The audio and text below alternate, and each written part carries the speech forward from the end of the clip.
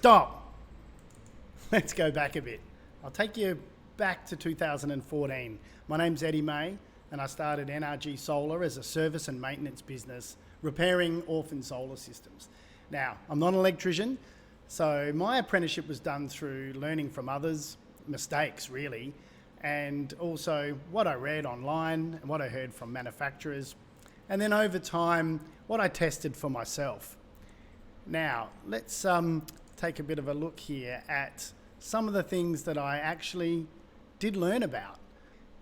Did you know that with just 1% of a solar panel in the shade, your entire solar array might lose 50 to 80% of its power?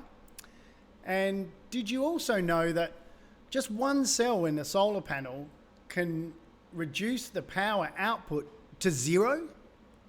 Now, if you put both of those together and you think about how a string inverter works, wouldn't you think that leaf covering one cell would reduce that panel to zero and therefore the whole string to zero? I mean, that's what's out there. That's what you read. But I'm not too sure about that. So instead, what I've done is decided to work it out for myself. Here's our car park at 406 South Road at Richmond. You can see the cars all neatly parked there. And then not long after, they're all gone, and I've built a ground mount system with some test arrays just to get to the bottom of this whole shading issue.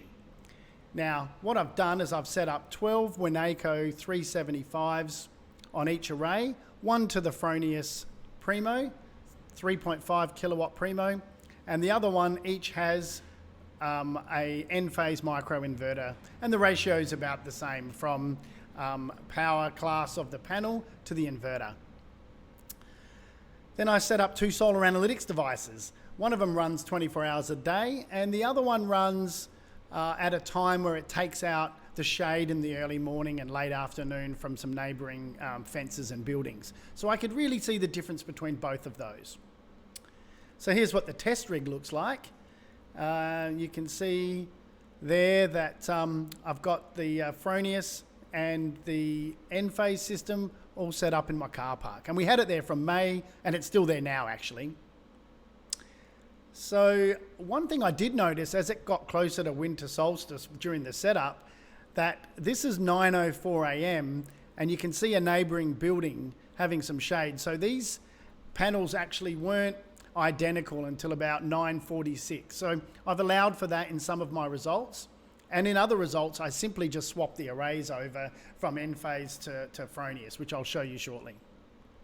Okay, and this is what the situation looked like. So at this point, I want to shout out to Mark Kavanagh, who's done some amazing testing in this space and got some very similar results to what I did.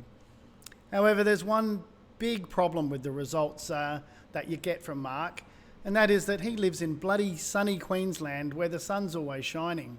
And Adelaide, we're not so lucky. We have 4 very distinct seasons. We've got summer, and then of course spring and autumn is very mild weather for us, high solar production, and then we've got winter. So what I decided to do was test this through this winter period, where we would have a very quick mix over 3 months of sunny, cool days, rainy days, cloudy days, and scattered days. So, you know, I got a really good mix of what was going on, and then I could put these together with Mark's results and get a really good picture of what it might be like all year round. I tested 3 scenarios: unshaded, vent pipes, and chimneys, and then I reversed the arrays and tested them all again. I also looked at marketing and panel degradation.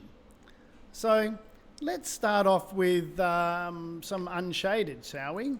Let's take a bit of a look here. We time-lapsed the entire thing. So over the 20 days, the Enphase system outperformed the Fronius Snap inverter by 2.93%. Now, this was during winter, so the days weren't doing all that much, but 288 watts per day for full days between May and June, and yep, a bit of extra performance out of Enphase, particularly in the extreme cloud cover and in the early mornings and in the late afternoons as well. So that's quite interesting, and that set a very good benchmark for the rest of the tests that we did. I'll just give you an idea of a typical day. This is the data that's come from Solar Analytics. So I also looked at the data on Enphase, Enlighten, and the Fronius Solar Web. They're all the same, but we use Solar Analytics as the point of truth. So what you can see here, very, very similar, but a typical unshaded day shows that the Enphase can respond very quickly to clouds coming and going, which is what's happening in the middle of the day there. So next, let's take a look at vent pipes.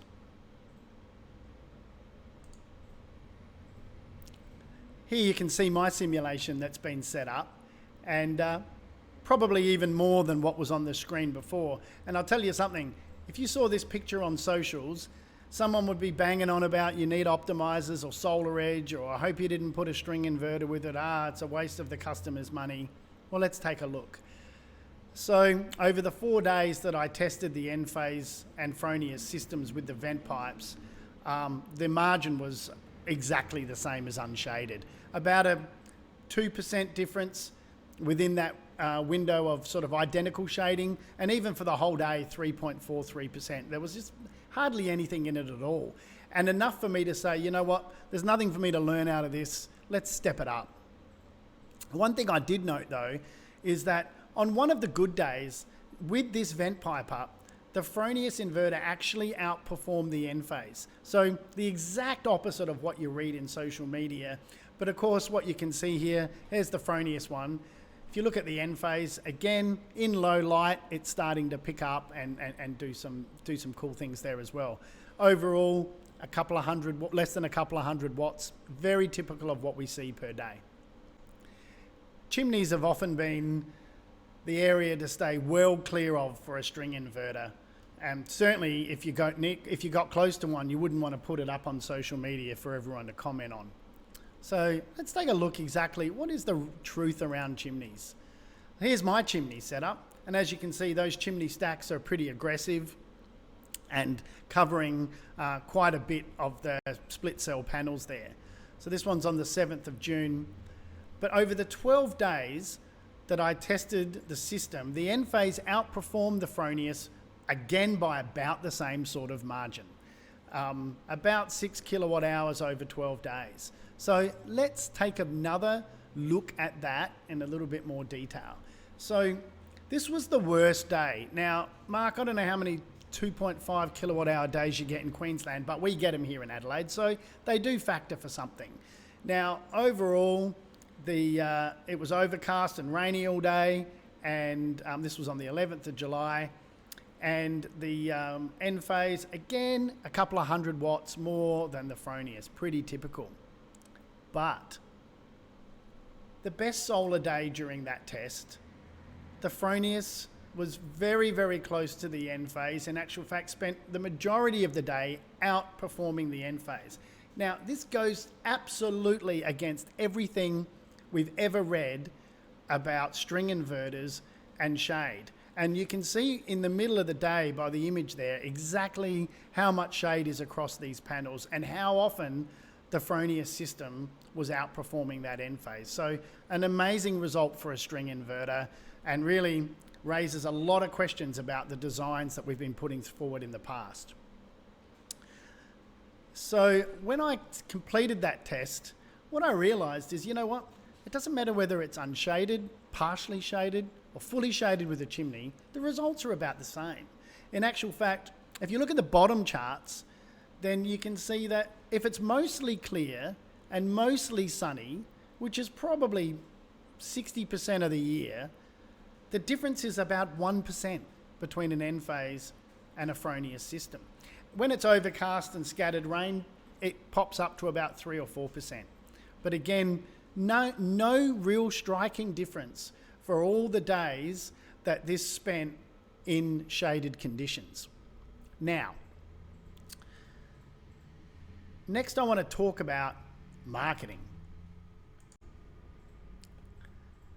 Marketing within the solar industry is done by installers, retailers, manufacturers, and lead generators, and everybody is trying to get the customer to feel like they're an expert. But I think it's time we really challenge some of the marketing that's out there. These are some of the images that we've seen, and again, we've all seen them with the leaf ruining a string inverter. So I actually found those leaves, cut them to scale, and I put them on to an Enphase system and the Fronius system and had a look at exactly what is the results of this, how accurate is marketing. So let's have a look.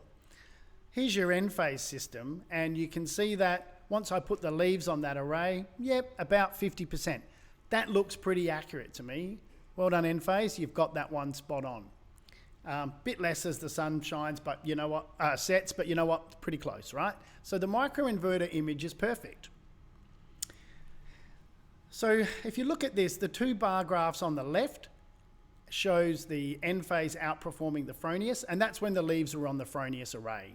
The middle one is when I swapped them, and then of course the two on the right is when I put the leaves onto the Enphase array. So what does it all mean? Well, marketing says Fronius should do 50%, right?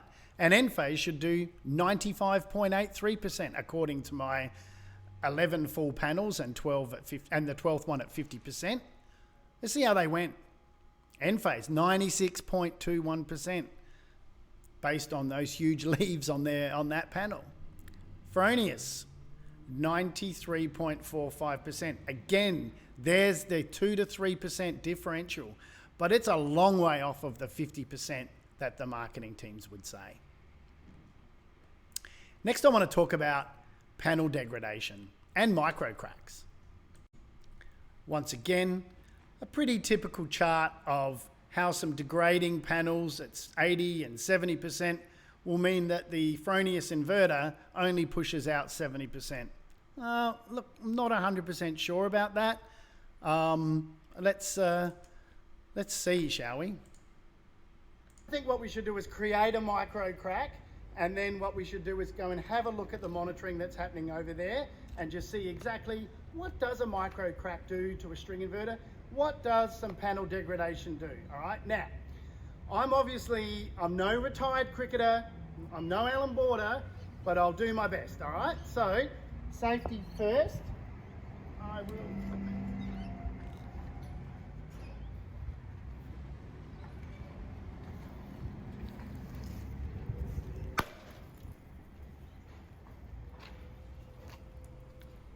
Okay, so there's a micro crack. Let's have a look.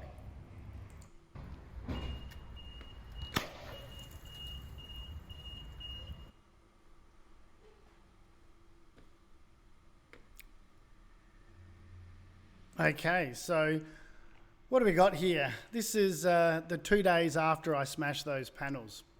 And despite what we read about panel degradation and micro cracks, the Fronius inverter actually outperforms the Enphase microinverters with those shattered panels.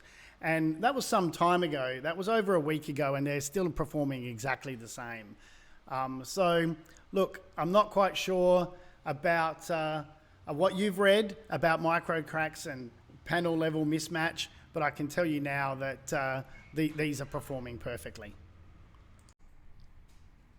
Okay, so in conclusion, I think a few takeaways. One of them being, Waneco solar panels and modern panels of today have come a really long way in solving and helping to solve problems to do with shade and panel mismatch and so forth. But also, don't let anyone tell you that a Fronius string inverter can't handle chimneys and vent pipes and leaves and micro cracks, because that's simply not true. And the marketing departments of lead generators through to retailers, installers, and manufacturers really need to fact check their data with their technical teams and just get their information right so that it avoids, confusion in the market. Now, is Enphase any good? Let me clarify this. NRG still sell Enphase. They have some great benefits for customers. They're scalable. They're great on tricky roofs. They have panel level monitoring, which is exceptional. really good warranty. The staff in Australia are amazing, so our support for our customers who buy Enphase is amazing. However, no longer will a staff member at NRG Solar tell a customer not to buy a Fronius String inverter because of some minor shade or a chimney or a vent pipe or something like that, because simply the data behind that and the science behind that is no longer true. The Fronius inverter is a premium Austrian-made inverter that can handle shade and panel performance issues with its global MPPT. They are flexible, reliable and optimized, and string inverters in general can offer great value for money. So I guess in conclusion that if you don't know what sort of inverter works for you, then you should speak to someone who's an expert in the industry, who really understands what a string inverter is capable, and particularly the string inverter they're selling, and what microinverters and optimizers are capable of as well. Now, moving forward, I'll be conducting a return on investment experiment in another video to come, and I'll also be paralleling the strings on the Fronius inverter to show you what happens when one of those two strings goes into shade and the other one doesn't. Now, a lot of people will tell me that's where your whole theory is going to come undone. Well, that could be true, but what I will say is that I actually already turned these strings into paralleled strings a couple of days ago, and I've been monitoring it. And I suspect that people will be surprised at how the Fronius handles that as well. On a final note, for any Solar Edge fans or anybody else out there that thinks I've missed something, welcome to message me, get hold of me. The testing array is going to stay up for another 4 weeks. Happy to do whatever test you like. If someone wants to send me a Solar Edge piece of kit and tell me who they want to take on, I'm happy to put that on as well. So until then, thanks for watching and good luck on your solar journey.